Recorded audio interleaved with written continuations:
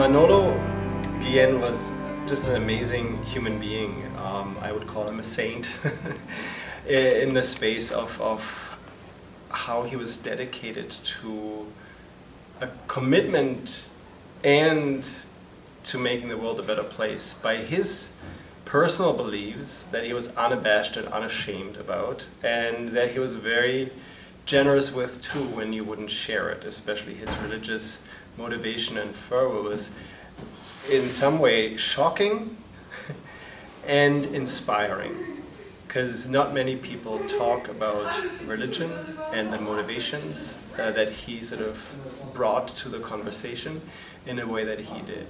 And that really moved the conversation forward. It also gave a space for new conversations that are necessary, that are too often avoided in a world that's rife with religious conflict, that's rife with righteousness, and that causes a lot of dignity violations. And he was really, at a deeper level, moved to bring people together, but also to bring together the greater source of our knowing and being with our presence here on earth. And that sounds rather vague in many ways, but it was deeply and profoundly impactful to me personally. I am a friend of Manolo's and have known him for probably a decade. I'm thinking it was a decade ago that we met. And what impact did he have on my life? I think I still think he's here, and I believe he's here with us.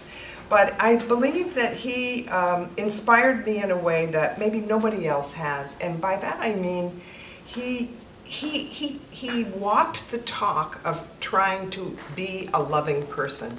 He was, I don't think I've ever met anybody who was shining all over, you know. Every time he walked into a room, he was, you know, he lit up the room. I know that sounds a little trite, but the fact is it's true, and all of us who have known him, I think, would agree. But the impact, he helped get my work into Spain and into IECO, and he was such a dignity champion. He believed in this work. He wrote about it in his wonderful, wonderful book on motivations, and I think it was one of the best collaborations that I have had, and he lives on inside me. It's not like he's gone, although I really, really miss our conversations, but he's ever present in my life, and I'm always, always inspired by his loving kindness and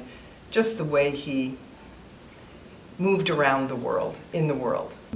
Manolo truly was a remarkable person. He was thoughtful, generous, joyful, spiritual, giving, loving. In many ways, he himself manifested, embodied what he wrote about. He was an extraordinary person, an extraordinary thinker, an extraordinary friend, and also an incredible educator. He brought these ideas, motivation, and that love, just to his friendships into the world, to the workplace, to management. His legacy has been, and I believe will be, extraordinary in the years to come, and I feel privileged that I've known him as a friend.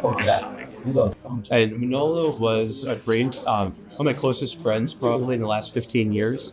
A person that I've had so many discussions with on these topics.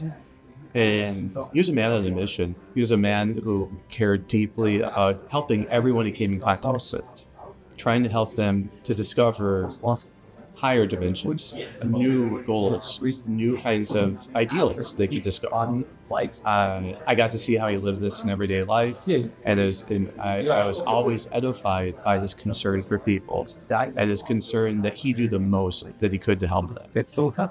I find his matrix to be a wonderful way of thinking about how to progress from having a job to having a career to then actually experiencing it as a calling. There's even a transcendent summit. And so in that word transcendent also summarized Manola's life. He was very much a man. Also, as much as he was talkative, he was very drawn to silence also and to contemplation. And we got to witness that session as well. So he was treasured.